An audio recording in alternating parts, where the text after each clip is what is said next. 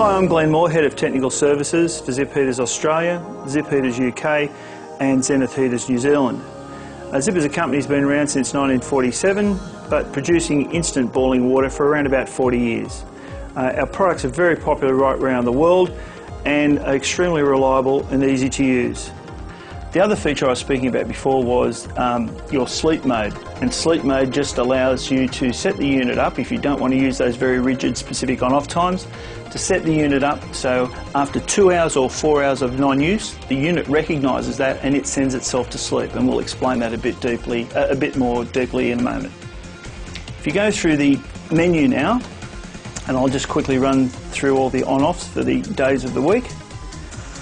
We go through a couple of other features, but just for this particular exercise we'll go straight through to my sleep mode. And where this one currently says sleep mode off, if you press the up adjust button, it'll give you the first time 2 hours and the second time 4 hours.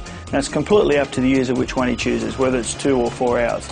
For our little exercise here, we'll just call it 2 hours. Now once that's in play now, after the last person uses it at the end of the working day, or if it's at home in a domestic situation, the last person goes to bed after their cup of tea, coffee, cold glass of water, the unit then allows itself to run for 2 hours at full energy usage. But then if no one's used the tap, the unit recognises that the tap hasn't been operated, and what it does, it allows itself to go to sleep. And what that technically does is allows the boiling water side of things to drift back, potentially, to 65 degrees. Where that becomes important is insulation-wise internally. These units are extraordinarily good at keeping their temperature, or their hold of temperature. So over a normal overnight situation, the unit itself may not get back to 65 degrees. So effectively you've saved the energy overnight of not reheating or not keeping your water right up at boiling point.